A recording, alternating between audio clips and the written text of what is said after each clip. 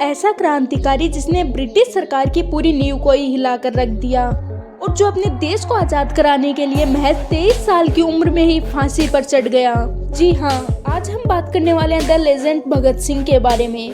20वीं सदी के आते आते अंग्रेजों के खिलाफ बगावत पूरे देश में फैल चुकी थी।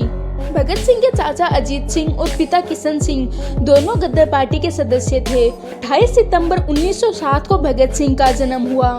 उसी दिन उनके पिता और चाचा भी जेल से छूटे थे। 13 अप्रैल 1919 को जब अमृतसर में जलियांवाला बाग हत्याकांड की घटना हुई तो उसने 12 साल के शहीद भगत सिंह के मन में काफी गहरी छाप छोड़ी। भगत सिंह ने जलियांवाला बाग की मिट्टी को जिंदगी भर निशाने के रूप में रखा और यहीं से भगत सिंह ने अंग्रेजों को भारत से बाहर निकालने का मन बना लिया था। जब गांधी जी ने अंग्रेजों के खिलाफ 1921 में असहयोग आंदोलन किया, उस समय भगत सिंह ने अपनी पढ़ाई छोड़ दी और आंदोलन से जुड़ गए।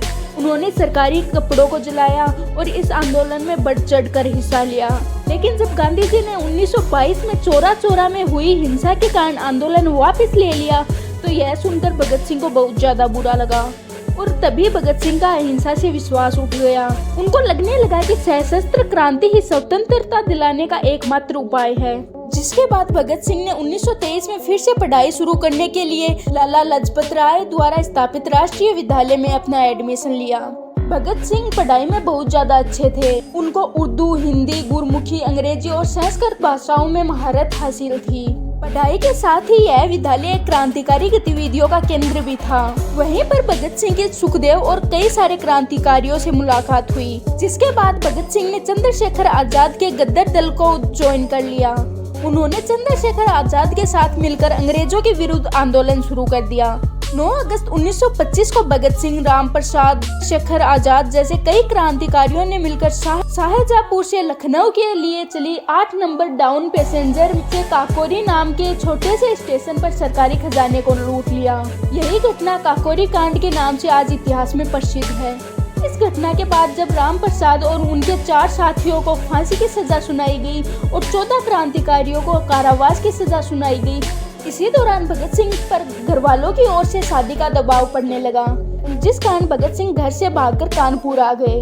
बाद 1928 में भगत सिंह ने दिल्ली में क्रांतिकारी बैठक में भी हिस्सा लिया।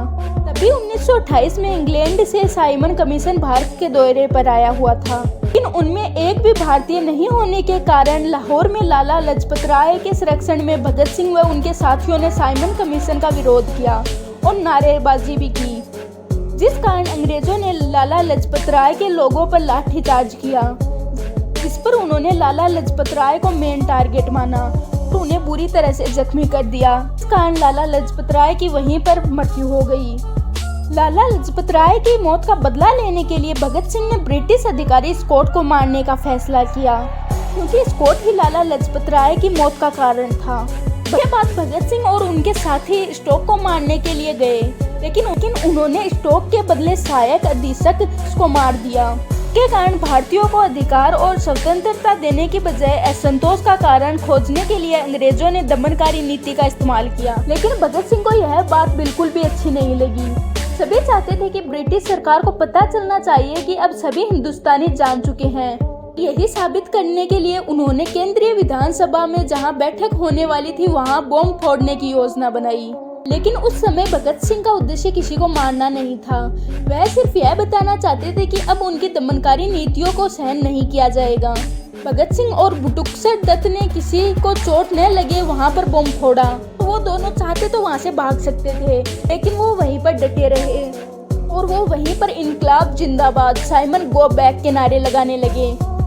उन दोनों क्रांतिकारियों को ही पता था कि वो अगर पकड़े गए तो उन्हें फांसी की सजा जरूर होगी, लेकिन फिर भी वो लोग वहां पर खड़े रहे और पुलिस ने उन्हें अरेस्ट कर लिया। 7 अक्टूबर 1930 को भगत सिंह, सुखदेव और राजगुरु को फांसी की सजा सुनाई गई, लेकिन उन्हें निर्धारित समय के 11 घंटे पहले ही फांसी पर लटका दिया गया। भगत सिंह ने फांसी से पहले फंदे को चूमा।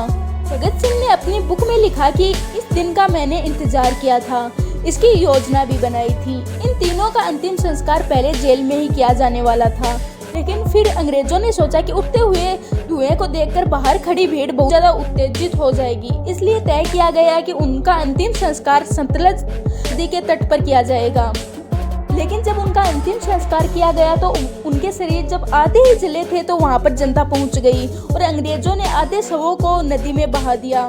लोगों ने उन शवों को निकालकर उनका फिर से अंतिम संस्कार किया और इन सभी चीजों के लिए लोगों ने गांधी जी को जिम्मेदार ठहराया, क्योंकि उन्होंने भारत के भविष्य के बारे में होने वाली बातचीत में लॉर्ड इरविन के सामने भगत सिंह को फांसी न देने की बात नहीं रखी, जिस कारण प्रदर्शनकारियों ने कराची ट्रेन स्टेशन पर गांधी जी को काले फूल देकर उनका विरोध किया। तो ये थी भगत सिंह की पूरी स्टोरी। आई होप कि आपको ये स्टोरी पसंद आई होगी।